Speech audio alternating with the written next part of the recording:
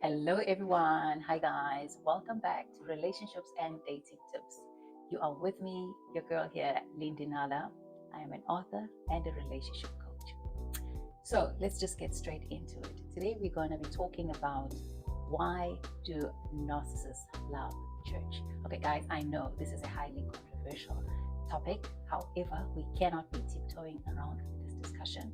This is a discussion that is long overdue, and I feel that it is high time that we talk openly about the reasons why narcissists love the church. I have been asked this question so many times, and I got to a place where I realized that we have to record this video, especially for those who still feel that a church is a safe space and is the right environment in which to find your prospective spouse. Okay, especially these days when there's so much of confusion in society about the role which the church plays. So many people are getting married. I see that all around me, to wrong partners in the house of God, you guys, simply because they feel that the church is the right place for them, right? To meet up and to hook up with their prospective spouses, and they feel this is a place where they are far or detached from the dangers of the world. However, this is further from the truth. A church is a hospital, guys. It is a hospital for injured people. Everyone that comes there is injured by some form or shape. And patients take longer to respond to the treatment. That is just the whole truth. Okay, however, due to the fact that we were raised to believe that a church is a safe space, we often overlook certain red flags in our partners and we let our guards down. And unfortunately, we end up finding ourselves being married to the wrong partner. All right, so that is something that we have to be aware of. As I said, a church is a hospital for sick people, and not every patient in the church is responding to the treatment that is offered there. So, having said that, let's get straight into it.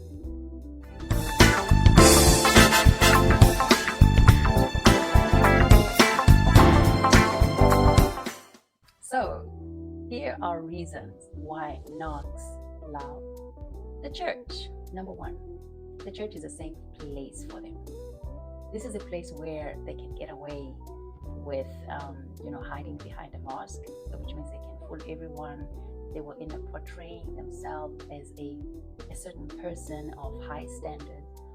They can get away with it, without revealing their true identity, because people in churches are a lot more trusting. They are a lot more empathetic, so the church environment actually allows the narc to hide behind a mask so they can be able to get away with being a narcissist and manipulate everybody for their own personal gains. Number two, the church allows the narc to hide their true self. They get to play a Christian brother or sister at church and a monster at home. You, as a partner, you get caught up in this drama, and guess what? You had no time to rehearse, okay? There was no time for you to prepare, and you are just a spectator in this movie that only the narc understands, or only the narc has access to the script. Number three, the church is a forgiving place, all right? It enables the narc, as I said earlier, to get away with this facade, hiding behind this mask, while they continue their bad behavior at home, gaslighting, manipulating, and lying to their spouses. Because you know what? They know that they will be forgiven because the church environment allows, for the narc to get away with it. All right, they know that their spouses will be requested to forgive, and then the narc gets away with it over and over and over again. Number four, the church prioritizes reconciliation above healing. I have seen this, okay, in my own personal experience. Because of this, the church leaders are more interested in reconciling you guys as a couple, right? They want you guys to make peace with one another. They want to see their church members get along and living peacefully with one another without drilling deeper into the actual causes of the conflict in that relationship or marriage. And unfortunately, this leaves you as the victim, more hurt and more angered by this whole situation. It is absolutely unfair. I know it. I've been in that situation myself where I was in a conflict with my previous husband and we reported the matter in the church. Unfortunately, the elders, they tried their level best just to get us to reconcile. But by that time, the hurt and the lies and the manipulation had gone far so deep that there was just no room for us ever getting back to that place of reconciliation. So it's a very, very unfortunate situation that we are all faced with in the church because, as I said, the church leaders are not quite trained to handle or to be able to identify the traits of a narcissist. And then as a result, you as the spouse end up having to be on the receiving end of this vicious cycle of abuse. Number 5, church members, they don't want to pick sides. I've seen this time and again. This behavior enables the knock to continue, with their abusive or their toxic tendencies towards their significant other for a very long time. They can actually continue with this for many, many years undetected. Even if you do report it, as I said earlier, to the matter to your elders of the church, they will address it as a family issue and they will not focus on the actual perpetrator or the root cause of this toxicity that is going on in your home. As a result, the knock gets away with it and they believe that they are not at fault. It is heartbreaking, I know. Number 6, the knock has excessive need for affirmation. Remember now, the church will always be able to spot somebody that portrays themselves in a certain way, someone who's always open to serving or leading in the church. The church will definitely take note of this individual, and obviously the knock thrives on affirmation.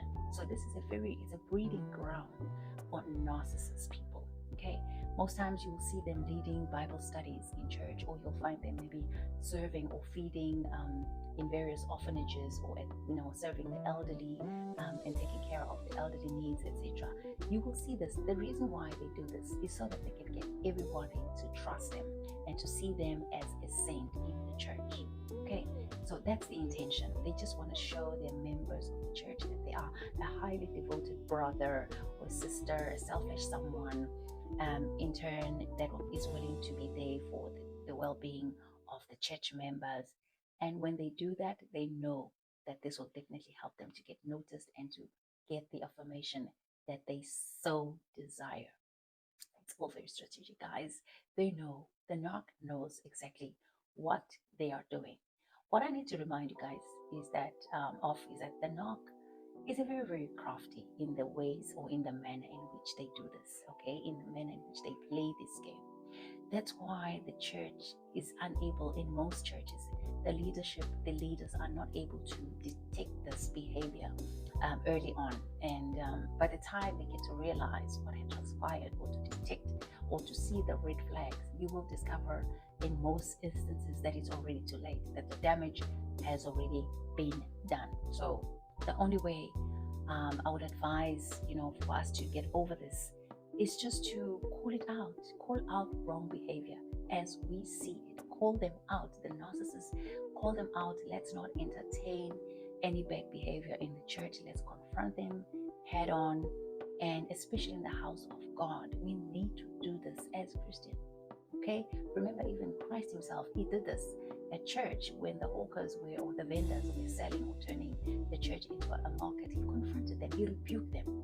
And this is exactly what we as the body of Christ, we as the church, we need to start confronting, these narcissists. When we see this type of behavior, we need to confront it, we have to deal with it, we have to nip it in the bud, as they call it, right? Because when we do this, then we would be able to make the church a safer place for all of us. That is the best way that we can be able to put an end to this very, very toxic behavior. That's the end of our discussion for today, guys. As I said to you, I have been in a relationship with a narcissist, and getting to this place where I am has taken many, many years. It has taken a lot of hours of therapy. Firstly, I went to a church therapy, and then after that, I went to a professional therapist as well, who was able to diagnose the type of a relationship and marriage that I was in, and was able to help me, to guide me, to be able to get out of that situation. And the reason I'm standing here is only by God's grace, guys. I could have lost my mind. I could have, God knows what could have happened. Anything could have happened to me. But because I was able to identify the character that I was married to at the time, I was able to plan an exit plan. So this is what I would like to advise you guys to do as well. If you have detected that you could be potentially in a relationship or in a marriage with a narcissist, make sure that you devise an exit plan before you can physically move out of that environment that you are currently staying in. It is all up to you. I am just a vessel. I'm here to share the information. What you do with it is entirely up to you. That's the end of our discussion, guys, for today. If you have enjoyed this video, do let us know. We would like to hear your feedback. Or if you are currently in an abusive or toxic relationship or marriage with a narcissist, listen, you are not alone, okay? There is life after that marriage. There is life after an abusive or a toxic relationship. You don't have to feel stuck, right? There's a whole community of women and men out there who have walked this path and they are still alive today and they are thriving. It is not the end of the world. So we are all here. If you ever want to have a one-on-one, remember, I am a relationship coach, so I will be able to guide you and to provide you with the right steps that you need to take in your journey to becoming free of a toxic relationship or marriage. Do share your experiences with us, as I always say. Drop your comments right here, guys. We are all on this journey together, right? Like, share this video with as many of your friends, your family members, your colleagues as you possibly can. I love you lots. Until then, keep well and God bless.